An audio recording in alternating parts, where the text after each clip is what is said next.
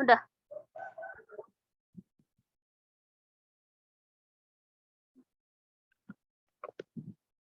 Assalamualaikum warahmatullahi wabarakatuh.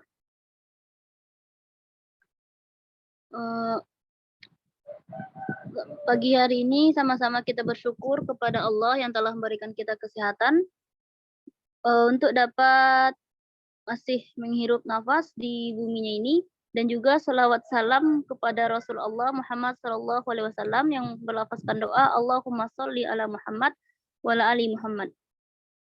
Untuk mempersingkat waktu, mari kita mulai pertemuan kita untuk mempresentasikan hasil PKM dengan mengucapkan Bismillahirrahmanirrahim. Jadi, di sini kami kelompok 5 dari PPIPM akan mempresentasikan hasil PKM kami yang berjudul Ular Tangga sebagai Media Pembelajaran di Talau Pauh berbasis Elita atau Edukasi Lingkungan Pantai. Pembagiannya itu yang pertama ada latar belakang yang akan dibacakan oleh Saudara Yuda.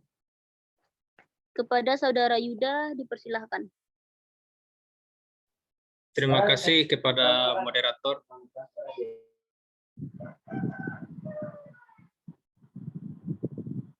Malunya. Latar belakang.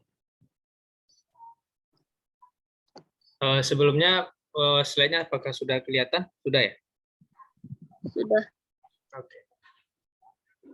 Latar belakang. Indonesia memiliki pesisir yang luas yang membentang dari Sabah sampai Merauke. Wilayah pesisir merupakan wilayah yang memiliki banyak potensi yang dapat dimanfaatkan seperti potensi perikanan, kelautan, pertanian, energi, dan pariwisata.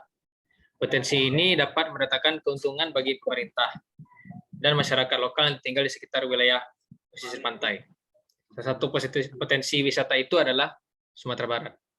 Sumatera Barat merupakan provinsi dengan potensi wisata yang besar. Salah satu daya tariknya itu seperti pantai, danau, gunung, lembah, dan lain-lain. Salah satu daerah yang menjadi daya tarik adalah Kota Pariaman. Kota Pariaman merupakan hamparan dataran rendah yang terletak di pantai barat Sumatera, dengan luas ketinggian antara 2-35 meter di atas permukaan laut. Luas daratan kota ini setara dengan 0,17% dari luas daratan wilayah di Sumatera Barat. Adapun salah satu destinasi wisata di Kota Pariaman adalah Pantai Talau Pauh. Talau Pauh merupakan wisata unggulan yang terletak di Pauh Barat, pesisir Pantai Pariaman. Wisatawan dapat melihat keindahan pantai dan danau kecil yang biasanya disebut oleh masyarakat dengan nama Talau. Talau ini adalah kata lain dari Talago yang letaknya berdampingan dengan pantai. Hal inilah yang menjadi keunikan dari Talau Pauh ini. Penelitian ini mengacu pada penelitian yang dilakukan sebelumnya. Kepuasan pengunjung terhadap destinasi wisata yang ada di Talau Pauh masih cukup baik. Namun, Talau Pauh ini masih sepi pengunjung karena fasilitas dan wahananya yang masih kurang memadai. Berdasarkan permasalahan tersebut, daya tarik pengunjung akan berkurang jika tidak ada solusi serta inovasi untuk mengembangkan dari sarana-prasarana Talau Pauh. Oleh karena itu, kami menawarkan sebuah ide dengan mengangkat judul Permainan Ular Tangga sebagai Media Pembelajaran di Talau Pauh berbasis Elita, Edukasi Lingkungan Pantai, dengan tujuan agar dapat menarik daya pengunjung untuk ikut bermain ular tangga ini. Selain itu, permainan ular tangga ini dapat menjadi pengembangan edukasi lingkungan. Para pengunjung tidak hanya menikmati keindahan serta wahana yang ada di Talau Pauh, namun juga mendapatkan edukasi mengenai lingkungan yang ada di sekitar pantai. Selanjutnya saya serahkan kepada moderator. Oke, terima kasih atas pembacaannya. Selanjutnya, bagian gambaran umum yang akan dibacakan oleh Saudari Rahmi. Kepada Saudari dipersilahkan. Di sini saya akan membacakan tentang gambaran umum dari KKN kami. Ada 3 poin yang termasuk ke dalam gambaran umum itu. Maaf, Rahmi, suaranya kurang kedengaran. Oke, ulang ya. Dengar enggak? Boleh dideketin lagi nggak mic-nya?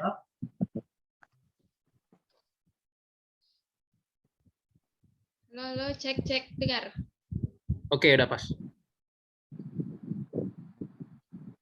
Selanjutnya yaitu gambaran umum.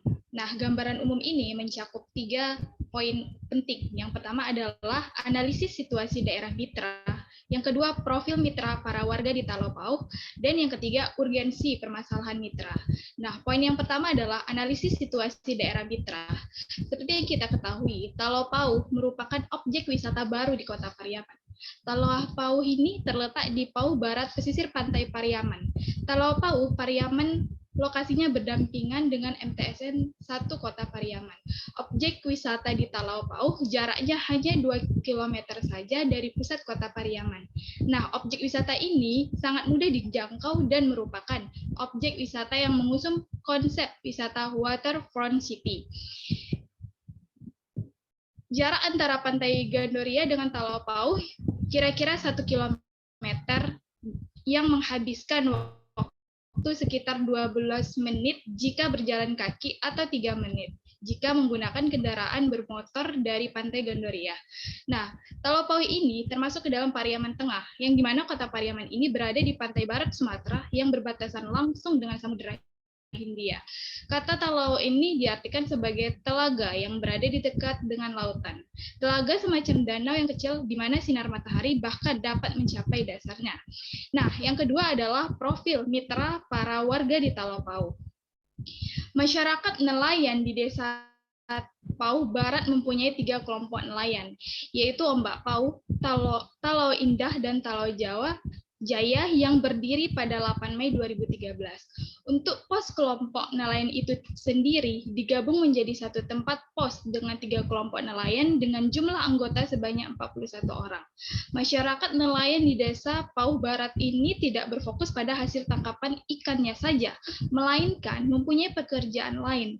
Jika cuaca laut itu tidak bagus dan pada musim paceklik, masyarakat nelayan mempunyai mata pencaharian yang lain. Nelayan di desa Pasir Pauh ini tidak selalu pergi melaut, dikarenakan melihat faktor cuaca.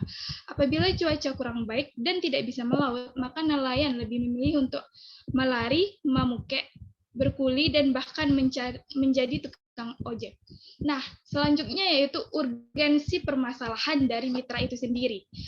Seperti yang kita ketahui, destinasi wisata Talopauh ini mengalami permasalahan di bidang wahana dan prasarananya, yaitu di bagian jembatan kayu yang kini dalam keadaan rusak berat karena dilanda angin kencang dan badai.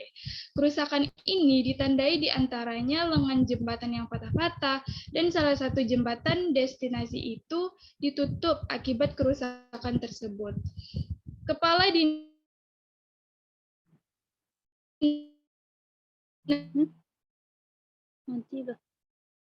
Pariwisata dan Kebudayaan sementara di bagian selatannya tidak.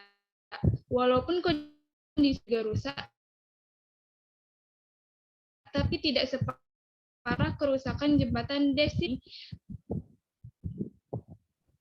Cuaca buruk, kadang hujan lebat, dan sering diiringi angin kencang serta badai. Selain kerusakan sarana penunjang di objek wisata Talopauh, juga terdapat objek wisata lainnya di kota ini seperti warung PKL yang ada di pinggir pantai, dan yang lainnya yang juga mengalami kerusakan. Baik, sekian saya kembalikan.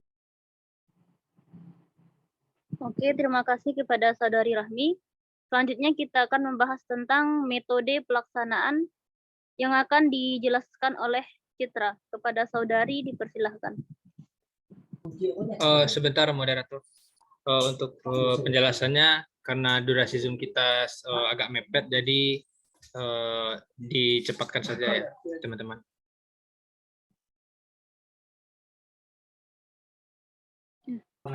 Dipersilahkan kepada Saudari. Baik, terima kasih moderator. Saya Citra Safiusik. Saya ini akan mencoba untuk menjelaskan bagaimana metode pelaksanaan dari PKM kita pada kali ini. Yaitu pada tahap pelaksanaan sendiri terdiri dari beberapa tahap, yaitu ada tahap perencanaan, persiapan, pelaksanaan, dan evaluasi. Nah, kita akan membahas yang pertama, yaitu pada tahap perencanaan. Nah, di sini pada tahap perencanaan ini ada yang pertama itu ada pembentukan kelompok, yaitu terdiri dari 5 orang dari beberapa jurusan.